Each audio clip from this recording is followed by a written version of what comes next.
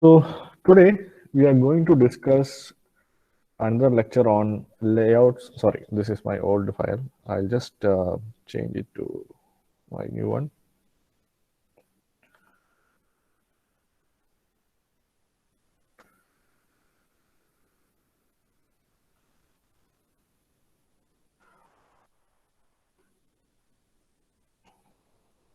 Yeah. So in today's lecture we are going to look at another component of Android application, which is called as content providers. Okay, and we'll also look at a bit of the SQLite for programming, which is basically a database programming. Uh, Mostly it is a theoretical thing. We don't have too much of programming to be done. We'll explain the concept and then we look at how these things are getting interface with other components. So content providers manage access to a central repository of structured data. So all applications need some kind of a data. For example, if you're having your contacts application, then the contacts application will have the data of your name, number, email ID, photo, etc., etc. So this data should be stored somewhere. And this data is stored in some structured form in mostly in your flash memory or in some kind of a memory device. So there will be different applications which need this data. So there should be some kind of an interface, which we now call as content provider, which will help the application to access this data. Okay. So content providers manage access to central repository of structured data. They support the database CRUD. CRUD means create, read, update, and delete. So whenever you have a contact, you can always create a contact. You should be able to read the contact. You should be update the contact. You should be able to delete the contact. So all these operations are possible using content providers. So there is a memory here, which, for example, you might have your contacts. So using any application can request the content provider to do some kind of an operation to your database. So here database is your contacts. Now, app always access content providers via something called as a content resolver. So inside the application, there is a small module called as content resolver. So application will directly interact with content resolvers to get the data. Content resolver will interact with content providers, and the content providers will get the data from the memory. Okay, so the content provider is actually of Android operating system, and content resolver is of the application. അതായത് application direct ആയിട്ട് content പ്രൊവൈഡറിനെ access ചെയ്യില്ല. ആപ്ലിക്കേഷനകത്ത് content resolver എന്ന് പറയുന്ന ഒരു module application developer will write. That content resolver will directly interact with content providers. So content resolver is a proxy that shields apps from details of how content providers are accessed. So application അറിയില്ല content പ്രൊവൈഡറിനകത്ത് എന്താണ് സംഭവിക്കുക എന്നുള്ളത്. കാരണം application interact ചെയ്യുന്നത് content റിസോൾവേഴ്സിലാണ്. So content resolver വെച്ചിട്ടാണ് application will be able to get the data. So content resolver is actually called as a proxy. Proxy means it is acting on behalf of something else. So in this case, it is acting on behalf of content providers. For example, a content provider could reside in another process or in the same process as an app. So content provider എന്ന് പറയുന്നത് application ഒരു പ്രോസസ്സിൽ run ചെയ്യുന്നതായിരിക്കും, content provider വേറൊരു പ്രോസസ്സിൽ run ചെയ്യുന്നതായിരിക്കും. അതല്ല, content provider ചിലപ്പോൾ വേറൊരു അപ്ലിക്കേഷന്റെ കണ്ടന്റ് പ്രൊവൈഡർ ആയിരിക്കാം. ആ കേസ് എങ്ങനെയാണെങ്കിലും the application will not be knowing that because it is accessed through content resolvers. Content providers resolvers can make an app's data available to other apps. That is the most important functionality because each application will have different types of data. For example, this is contacts application. So it will have data regarding your contacts. Now, application 2 might be a browser. So browser will have information regarding your password, login credentials, there will be some cache data, etc., etc. Now, application 3 might be your email. Now, it might be possible that these applications might need to share the data. A single data source ഉണ്ടാവും, for example, name. എന്ന് പറയുന്ന ഒരു ഡാറ്റാബേസിനകത്ത് കോണ്ടാക്ട്സിനും ഇമെയിലിനും ആവശ്യമായ data ഉണ്ടാവും. So if the application needs to access the data, it needs to go via content resolver and content provider. So it is also a means of sharing the data between different applications. So together they encapsulate data and provide mechanisms for defining data security. Important part is data security. So all application data is only for that application. Where application അത് access ചെയ്യാനുള്ള permission ഇല്ല. കാരണം it is because of the data security. വേറൊരു ആപ്ലിക്കേഷൻ്റെ data access ചെയ്താൽ basically data security breach ആവും. So ആ data security keep ചെയ്തുകൊണ്ട് വേറൊരു ആപ്ലിക്കേഷൻ്റെ ഡാറ്റ ആക്സസ് ചെയ്യുന്നതാണ് content provider. Content provider typically manages data that's stored persistently. Persistently means something which is constant. For example, flash memory. So persistent data storage nagathulla data ആയിരിക്കും content provider manage ചെയ്യുന്നത്. For example, relational database tables implemented via SQLite. So database എന്ന് പറഞ്ഞു കഴിഞ്ഞാൽ basically you are going to arrange the data in some kind of a structured manner. That is called as a database. For example, you will have a table in which the first column of the table is something called as a key, and the rest of the columns is the actual data. So using the key here, if you can get the value of the key, you know what is the, using that key you can access the data. So this is basically a database. Now you can, in SQLite you will have a table name, you have the columns and you have the rows. So you can always access data using from the database. Now activities and services can query and modify data managed by content providers. അതായത് activities എന്ന് പറഞ്ഞാൽ നമ്മുടെ user interface, service എന്ന് പറഞ്ഞാൽ background process. അപ്പോൾ ഇവർക്ക് പല സമയത്തും ഡാറ്റ ആവശ്യമാണ്.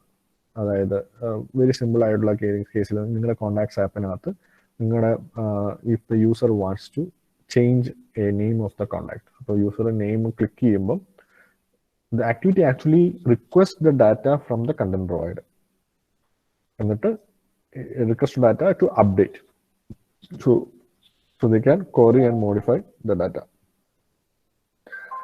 Now the content providers can be accessed concurrently, either synchronously or asynchronously. അതായത് മൾട്ടിപ്പിൾ അപ്ലിക്കേഷൻസിന് ഒരേ സമയത്ത് you can ask the content provider for the data. So that is called as concurrently, and can be synchronous. എന്ന് വെച്ചാൽ app data content provider data കൊടുക്കുന്നത് വരെ application will wait. That is called as synchronous. Asynchronous എന്ന് പറഞ്ഞു കഴിഞ്ഞാൽ application wait ചെയ്യില്ല, application content പ്രൊവൈഡറിനോട് data ചോദിക്കും, then it will do its own task. That is called as asynchronous. So whenever the data is available, content provider will give him the data. So Android includes many content providers. എന്തൊക്കെയാണ്? Browser. So you need to store the bookmarks and history. So there is some kind of a database in which it is stored, and there is a content provider for that database. There is a call log, a phone call log can be stored in telephone usage. There is a database, and there is a corresponding content provider. Contacts, നേരത്തെ പറഞ്ഞ പോലെ contacts ഒരു content provider ആണ് data store ചെയ്യുന്നത്. MMS, SMS, Maps, YouTube, and many more things. So each of these applications will have a database where it will store the data, and there is a corresponding content provider which can be used, or which the application can call to get the data for its use. A content provider is accessed via a content resolver proxy. നേരത്തെ പറഞ്ഞ കാര്യം. So content resolver എന്ന് പറയുന്ന ഒരു proxy അല്ലെങ്കിൽ ഒരു particular module, application അകത്തുള്ള particular module വെച്ചിട്ടാണ് you are going to access the data. So the content provider isn't created until a content resolver tries to access this. So ഈ content provider automatically create ആവുന്നതല്ല. Content resolver somebody has written a module for content resolver. Content resolver module എപ്പോഴാണോ data ചോദിക്കുന്നത് അപ്പം മാത്രമേ content provider എന്നുള്ള ആ component create ആവത്തുള്ളൂ. Okay, content resolvers manage and support content providers. Content resolver ആണ് content പ്രൊവൈഡേഴ്സിനെ മാനേജ് ചെയ്യുന്നത്. enables content providers to be shared by multiple apps. So content resolver manage ചെയ്യുന്നത് കാരണം content provider data can be shared by multiple applications. If application was to use content providers directly, ഇങ്ങനൊരു sharing mechanism നടക്കില്ല, because then the problem is there will be data corruption. And the content provider abstract away from the details of how the data is stored. Abstract away എന്ന് പറഞ്ഞു കഴിഞ്ഞാൽ എന്താണ് hide ചെയ്ത് വെക്കുന്നത്, abstract ചെയ്ത് വെക്കുന്നത്. അപ്പം കണ്ടന്റ് പ്രൊവൈഡറിന്റെ അടിയിൽ it might be there the data will be stored in different vase. Database ആണ് ഒരു വേ, വേറൊരു വേ എന്ന് പറഞ്ഞാൽ ഫയലായിട്ട് സ്റ്റോർ ചെയ്യാം, വേറൊരു വേ എന്ന് പറഞ്ഞു കഴിഞ്ഞാൽ ഇന്റർനെറ്റിൽ നെറ്റ്വർക്കിൽ സ്റ്റോർ ചെയ്യാം, ക്ലൗഡിൽ സ്റ്റോർ ചെയ്യാം. ആ ഒരു എങ്ങനെയാണ് സ്റ്റോർ ചെയ്യുന്നത് എന്നുള്ളത് കണ്ടന്റ് പ്രൊവൈഡറിന് മാത്രമേ അറിയത്തുള്ളൂ. So the application do not want to know how the data is stored. It only needs the data. Okay. For example, the data can be stored in SQLite database, flat files on a server, or on a server accessed over the internet. So SQLite database store ചെയ്യാം, file ആയിട്ട് store ചെയ്യാം, അല്ലെങ്കിൽ internet ആയിട്ട് store ചെയ്യാം. ഈ storing ചെയ്യുന്ന mechanism എങ്ങനെയാണെന്നുള്ളത് it will not be revealed to the applications. It is not only to the content provider. So content provider will access this and give the data. That's the so contest.get content resolver gets activities content resolver. So നമ്മൾ പറഞ്ഞു ആദ്യമേ content resolver create ചെയ്യണം. അപ്പോൾ content resolver create ചെയ്യാൻ ഈ ഒരു method വെച്ചിട്ടാണ് content resolver create ചെയ്യുന്നത്. So it will return an object to the CR and the content resolver is created. Now if you have seen the content provider, you see there are lot of functions. The functions are insert, query, update and delete. So we look one by one. So create means this method is called when the provider is started. The content provider start ചെയ്യുമ്പോഴാണ് on create എന്ന് പറയുന്ന method വിളിക്കുന്നത്. അപ്പോൾ on create എന്ന് പറയുന്നത് നിങ്ങളുടെ ആപ്ലിക്കേഷനകത്ത് നിങ്ങൾ on create content providerന് വേണ്ടി ഡിഫൈൻ ചെയ്യും. So whenever the content provider is created, this method is called, or this is called as a callback method. Query is equivalent to something called as read. So database language, when you say you need to query something, it is basically you want to read something. So this method receives a request from a client. The result is returned as a cursor object. അതായത് ഒരു client എന്ന് പറഞ്ഞു കഴിഞ്ഞാൽ there is a database, or there is some kind of a way in which the data is stored. So somebody who asks for the data is called as a client. The client will request the data from the database by query. Okay, or it will ask to read the data. So in return, it will give something called as a cursor. Cursor is basically a pointer to where the data is stored, and you can read the data. Then there is insert. It inserts a new record into the content provider. So content provider already on the database, if you want to insert one more data, it is called by insert. Delete deletes existing record from the content provider. So if this is the data, if I want to delete, you can specify the key for this database and you call the delete and you delete. There is update.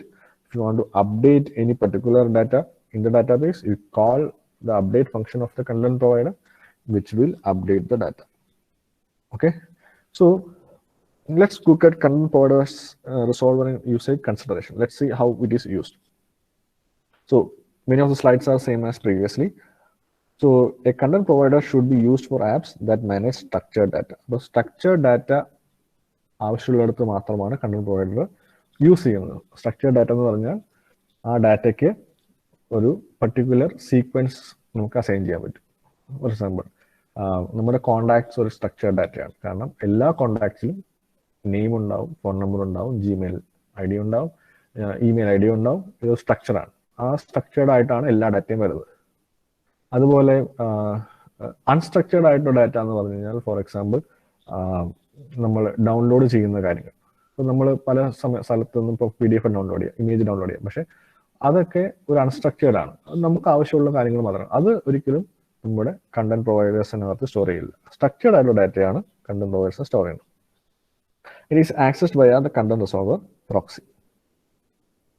It is often used within an app to access persistent data. നമ്മൾ നേരത്തെ പറഞ്ഞ പോലെ persistent, അതായത് flash memory അല്ലെങ്കിൽ constant ആയി നിൽക്കുന്ന ഡാറ്റയിലേക്ക് access ചെയ്യാൻ വേണ്ടിയാണ് കണ്ടന്റ് പ്രൊവൈഡർ യൂസ് ചെയ്യുന്നത്. In most cases, this persistent data is stored in SQLite database. ഈ persistent data എന്ന് പറയുന്നത് basically it will be in a SQLite ഡാറ്റാബേസിനകത്തായിരിക്കും. ആ ഡാറ്റാബേസിൽ നിന്നാണ് നമ്മൾ ഇത് ആക്സസ് ചെയ്യുന്നത്. Also, it could also be stored in some other data format. അപ്പം For example, it can be stored in files, network, or in a database. It also allows an app to share its data with other apps. So, it can able to share the data. App data is otherwise private due to Android and Android Linux security policies and mechanism. One application or data is always private to that application. It is not allowed for other application to access the data directly. That's basically a security. So Android and Android Linux security or application or data private. A content provider is therefore a convenient means to share data with other apps via structured data interface. So basically, one application data, if it needs to another application, the content provider will share this data. Okay, so you ask the content provider to get the data of this particular application, the content provider will allow you to do that. So there is some kind of a centralized mechanism to share the data between different applications. This is using content provider. Apps that don't share their data with other apps can use content providers to manage their internal data. So, app 1 എന്ന് പറയുന്നത് app 2 it's not sharing any data. So, but it can still use content provider to manage its own data. അതിൻ്റെതായ data manage ചെയ്യാനും content providers use ചെയ്യാം. Okay. A content provider must be declared in the Android manifest.xml file. Android manifest.xml file, there is a container in Android manifest.xml file which is called as provider. It is used for content provider. So in the Android manifest.xml file, we call the container as provider. There will be a name for this content provider. For example, this is calendar, and there will be an authority who can manage this data. That is called as an authority. So that authority will also be given. So it is important that we should give this in the android.manifest.xml file. Otherwise, the system is unaware of the provider and doesn't run it. Android operating system in content provider undannum adu ee application vendittulla data keep cheyyunnathanum അറിയണമെങ്കിൽ Android manifest.xml ഫയലിനകത്ത് ഈ ഒരു particular statements ഉണ്ടായിരിക്കണം. ഇതില്ലെങ്കിൽ the Android operating system will be completely unaware that there is some kind of a content provider exists for this application. So it will not run that content provider. So it is the most important step.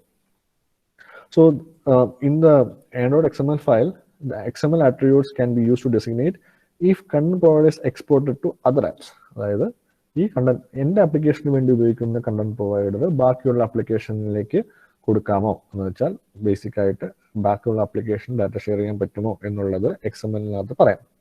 Runs in a separate process or not. So in the XML file, you can specify the process in which that content provider runs. അതായത് content provider ഈ ആപ്ലിക്കേഷന്റെ പ്രോസസ്സിൽ run ചെയ്യാം, അല്ലെങ്കിൽ വേറെ ആപ്ലിക്കേഷന്റെ process run ചെയ്യാം. Grants permission to allow other apps to read or write to the provider. അതായത് ബാക്കിയുള്ള ആപ്ലിക്കേഷൻസ് ചില ആപ്ലിക്കേഷൻസിന് I will not allow my data to be modified by other applications, അല്ലെങ്കിൽ I can allow other applications to modify my data. So our permissions എല്ലാം കൊടുക്കുന്നത് inside the XML file. Okay. So this is regarding the content provider. So I want everybody to mark your attendance now.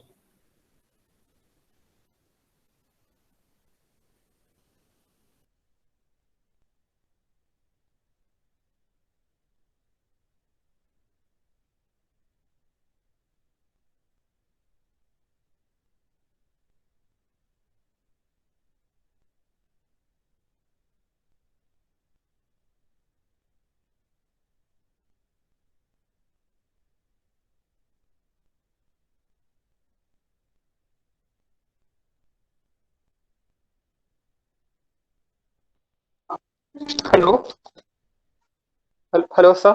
പറഞ്ഞോ. Hello sir, failed to send എന്നാണ് കാണിക്കുന്നത്. എനിക്ക് WhatsApp അയച്ചേക്കാവോ? ആ sir എനിക്കും പറ്റുന്നില്ല. WhatsApp. Sir. WhatsApp അയച്ചാൽ മതി.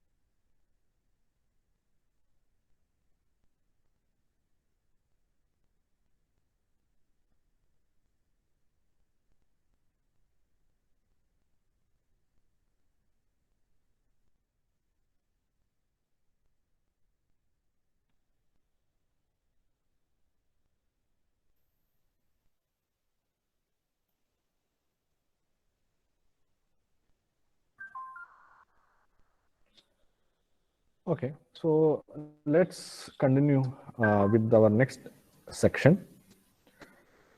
So till now we have seen about content providers. Let's see about the lower layer of the content provider, which is basically from where the content provider is getting the data, which is basically a database. So database എന്ന് പറഞ്ഞു കഴിഞ്ഞാൽ you are going to arrange your data in some kind of a structured manner. ആ structured മാനറിനെയാണ് നമ്മൾ basically database എന്ന് പറയുന്നത്. പലതരം databases ഉണ്ട്. One is the most common use is SQL. അതുപോലെ SQLite എന്ന് പറയുന്നത് അതിൻ്റെ ലൈറ്റഡ് വേർഷൻ ആണ്. So we are going to see how the SQLite is used with content providers. So looking at the overview of SQLite, Android supports SQLite, which provides a relational database for mobile devices. നമുക്ക് ക്ലൗഡിലും അതുപോലെ നമ്മുടെ സിസ്റ്റത്തിലൊക്കെ നമുക്ക് database create ചെയ്യാം. പക്ഷെ അതൊക്കെ എന്ന് പറഞ്ഞു കഴിഞ്ഞാൽ it can be created in a larger scale. പക്ഷേ നമ്മുടെ മൊബൈൽ ഡിവൈസിൽ, അത്രയും ചെറിയ ഡിവൈസിൽ with limited memory, if you want to create a database, it needs some kind of speciality. So we use something called as SQLite, or the Android uses something called as SQLite protocol or some kind of a method to implement this database on mobile devices. So basically it contains tables which consisting of rows and columns, indexes, etc. that form a schema. So ഒരു ഡാറ്റാബേസിന്റെ schema എന്ന് പറയുന്നത് ആ ഡാറ്റാബേസിൽ ഒരു table ഉണ്ടാവും. ആ ടേബിളിനകത്ത് എത്ര rows എത്ര columns, or may be instead of rows ഒരു ടേബിളിനകത്തുള്ള ഡിഫറെൻറ്റ് കോളംസ്. ആ കോളത്തിനകത്തായിരിക്കും, for example this might be something like a roll number, this might be name of the student, this might be branch, this might be university registration number. So this is the schema of the database. So ആ സ്കീമയ്ക്കകത്ത് the first column will be roll number, second will be name, third will be the branch, fourth will be university number, and the fifth will be something like your department, something like that. Okay, so this is the schema of a database, and the data is stored inside this schema with and it can be easily accessed. So it will be easy to read, it is easy to write, it is easy to update the data of inside a database. Okay, fine. So this is SQLite database, a lighter version of SQL database, and we'll see the different parts possibly. So it operates in a small footprint. Footprint means memory. So it operates within like 350 KB memory in RAM with a single cross-platform disk file. So there will be a small file in which you can store all this data. Every Android device has SQLite. So all the Android devices runs its database on SQLite, and almost all applications will have an SQLite database. Using an SQLite database in Android does not require a setup procedure or administration of the database. അപ്പോൾ നിങ്ങൾ ഒരു Android phone മേടിക്കുമ്പം നിങ്ങളായിട്ട് അല്ലെങ്കിൽ അപ്ലിക്കേഷനായിട്ട് database എന്താ പറയുക setup ചെയ്യുമോ, അതല്ല നിങ്ങളായിട്ട് അഡ്മിനിസ്ട്രേറ്റ് ചെയ്യുമോ ഒന്നും ആവശ്യമില്ല. അത് ഓട്ടോമാറ്റിക്കലി ആ ആൻഡ്രോയിഡ് ഓപ്പറേറ്റിംഗ് സിസ്റ്റത്തിനകത്ത് ഇൻക്ലൂഡ് ചെയ്തേക്കുന്നതാണ്. You need only to define SQL statements for creating and updating database. So whenever you write an application, You just need to define the statements. Our tables in the columns എന്തൊക്കെയാണ് എന്നൊക്കെ ഉള്ള എന്നിട്ട് അതിനകത്തുള്ള values എന്തൊക്കെയാണ് എന്നുള്ളത് മാത്രം പറഞ്ഞാൽ മതി. Okay. Anybody have any problem in seeing or hearing? ചില noise ഒക്കെ ഞാൻ കേൾക്കുന്നു, അതുകൊണ്ട് ചോദിച്ചാണ്. Okay. So it implements most of SQL 92 and supports so-called ACID transitions. അതായത് ACID transition എന്ന് പറഞ്ഞാൽ it is basically atomic, consistent, isolated and durable. Atomic എന്ന് പറഞ്ഞു കഴിഞ്ഞാൽ when you do, I think you might have studied in embedded system, that atomic operation is operation which cannot be interpreted by any other thing. So whenever you are writing to a database or reading from a database, no other operations can interrupt this. And this is consistent, which is means that if you write, it will write. If you read, it will read. It is isolated, so it doesn't have too much of interaction with other components in Android. It is durable, so it can last for a longer period of time. Accessing an SQL database typically involves accessing Android's file system. So there's a file system defined whenever you're installing an operating system, whether it is Linux or Windows or Android. And SQL database typically involves accessing the Android file system. So let's look at some of the SQLite related classes. So SQLite database is the base class for using SQL database. അതായത് നമ്മൾ SQLite database create ചെയ്യുമ്പോൾ SQLite database എന്ന് പറയുന്ന class ഉണ്ട്. ആ class വെച്ചിട്ട് നമ്മൾ ഒരു ഒബ്ജക്റ്റ് ക്രിയേറ്റ് ചെയ്തിട്ടാണ് that it is used. So it provides insert, update and delete methods. So if you want to insert anything, you can use the object created from this class and just say dot insert. Insert with some arguments inside insert, in which you will say to which row and to which column you want to insert your value. Similarly, you can also update the value, or you can also delete any content. It also provides the execute execSQL method that can execute an SQL statement directly. അതായത് SQL statement എന്ന് പറയുന്ന കുറച്ച് കാര്യങ്ങളുണ്ട്. Basically it's kind of like question mark plus etcetera. So നമുക്ക് ഒറ്റ സ്ട്രെച്ചിന് if you want to do something on the SQL database, you can use the SQL statement instead of using the methods. So അതിന് execSQL എന്ന് പറയുന്ന method വെച്ചിട്ട് if you call that statement, it will execute.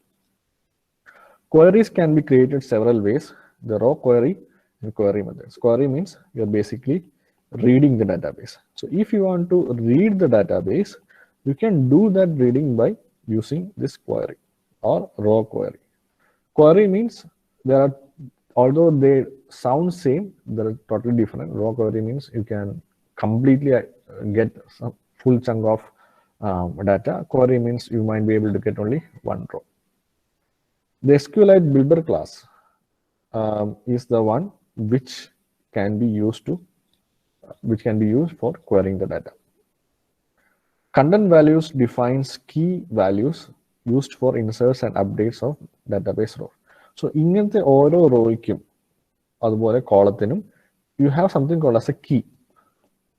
Using the key, നമ്മൾ key ആണ് ഡാറ്റാബേസിലേക്ക് provide ചെയ്യുന്നത്. അപ്പോൾ ആ key വെച്ചിട്ടാണ് it will be able to retrieve back the data. അപ്പം അത് there will be mapping between data and the key. So key represents table/column ID. So ടേബിളിന്റെയോ column ഐഡിയോ വെക്കുന്നതാണ് key. Okay, so for example, ഇവിടെ ഒരു key ഉണ്ടാവും where it will be some kind of a value, some kind of an ID. It can be alphabetical or alphanumerical or numerical. Okay, value represents the content for table record in this column. So whatever is there inside the table record in the column is the content. Recommend means of using SQLite database is to subclass SQLite open helper. So SQLite open helper വെച്ചിട്ടാണ് that you can use or create the database. SQLite open helper methods to open and return underlying database. അതായത് നമുക്ക് നേരത്തെ ഉള്ള നമ്മൾ ബാക്കിയുള്ള components കണ്ട പോലെ there is some kind of a class specified by SQLite database which return underlying database. Okay. Now, what are steps for creating content provider with SQLite database?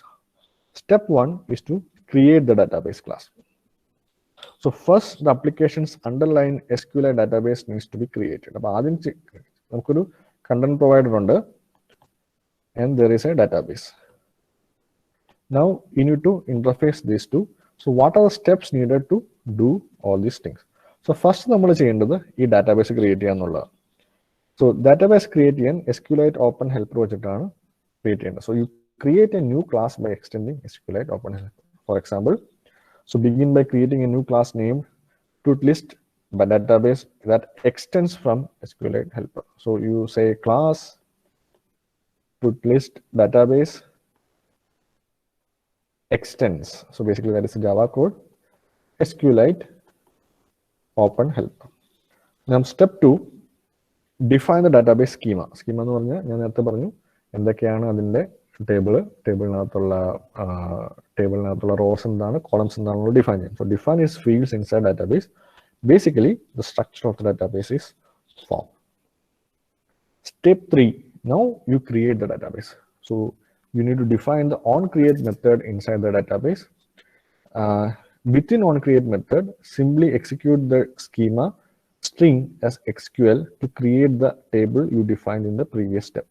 അതായത് കഴിഞ്ഞ സ്റ്റെപ്പിൽ നമ്മൾ സ്കീമ ഉണ്ടാക്കി. ഇപ്പോൾ സ്കീമ ഉണ്ടാക്കുമ്പം ആ സ്കീമ ഒരു സ്ട്രിങ്ങിലേക്കായിരിക്കും അസൈൻ ചെയ്യുന്നത്. Once you define onCreate method, you execute that schema by calling execSQL in bracket the schema. For example, you have this onCreate method. Inside the onCreate method, you executed the database by calling execSQL with the parameter as db schema. So this will create the database. Then you can insert the values to database. So database values can be inserted by using either the insert function or using the bulk insert. So insert function will insert only one data or one row of data. Bulk insert, you can insert any rows, any number of rows. So this is the way of inserting the data. Now you can upgrade the database.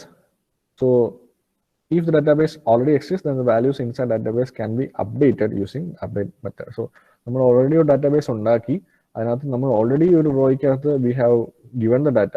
ഇനി ഈ data update ചെയ്യണമെങ്കിൽ you can use the update function. Next we need to create the content provider class. So create a new class which extends content provide class. So there is a class called as content provide. You create a new class which extends this. For example, begin by creating a new class named TruthList Provider which extends the content provider class. So class TruthList Provider extends content provider. So that will create a content provider class. Give it a private member variable to hold an instance of TruthList database. So inside the class, you create a object of TruthList database. TruthList database നമ്മൾ നേരത്തെ ഉണ്ടാക്കി, അതിന്റെ ഒരു object create ചെയ്യുക. Instantiate the database in the onCreate method. So you create that object or instantiate that, you call the constructor in the onCreate method. In step 7, prepare helper constants and matchup. So content provider classes generally provide some public constants that can be used by apps to identify the data they want to query. കാരണം once നമ്മൾ content provider database create ചെയ്ത് കഴിഞ്ഞാൽ, you should remember that this content provider can be accessed by other applications also. കാരണം ബാക്കിയുള്ള അപ്ലിക്കേഷൻസിന് ഈ ഒരു അപ്ലിക്കേഷന്റെ data access ചെയ്യണമെങ്കിൽ content provider വേണം. അപ്പോൾ നമ്മൾ പബ്ലിക് ആയിട്ട് പല കോൺസ്റ്റൻസും ക്രിയേറ്റ് ചെയ്യും, സോ ദാറ്റ് ബാക്കിയുള്ള അപ്ലിക്കേഷൻസിന് they can read this data. So inside the content provider, some help is available for determining what kind of URI is being passed on. So URI എന്ന് വെച്ച് കഴിഞ്ഞാൽ ആ ഡാറ്റ എന്ന് പറയുന്നത് നമ്മളിപ്പം ടേബിൾ ആണെന്ന് പറഞ്ഞു, ആ ടേബിളിനകത്ത് വാല്യൂസ് വരാം. അതല്ല, ഫോർ എക്സാമ്പിൾ അതിനകത്ത് ഇപ്പോൾ മൾട്ടിപ്പിൾ ഇമേജസ് സ്റ്റോർ ചെയ്യാം. ഇപ്പോൾ ഇമേജസ് ആണെങ്കിൽ ആ ഇമേജസിന് ഒരു ലൊക്കേഷൻ ഉണ്ട്, ആ ലൊക്കേഷന്റെ പാത്താണ് URI. അപ്പോൾ URI ആണെങ്കിലും സ്റ്റോർ ചെയ്യാം. Then register the content provider. Like an activity class, a content provider must properly registered in the Android manifest file. അപ്പം ഇതിപ്പം ക്രിയേറ്റ് ചെയ്ത് കഴിഞ്ഞിട്ട് Android manifest.xml ഫയലിനകത്ത് പ്രൊവൈഡർ കണ്ടെയ്നറിനകത്ത് when you list the content provider, then only it can be listed. Then update the list view. So update the onCreate method to use the new content provider. So content provider നമ്മൾ Android manifest ഫയലിനകത്ത് പറഞ്ഞു ഇങ്ങനെ content provider എന്ന് പറഞ്ഞു, content provider create ചെയ്തു. Then you update it. For example, within the TruthList fragment class, update the onCreate method to use the new content provider. So onCreate now, we will update it for using the new content provider, and that will finish the content provider to make it available for all other applications and the current application to access the data.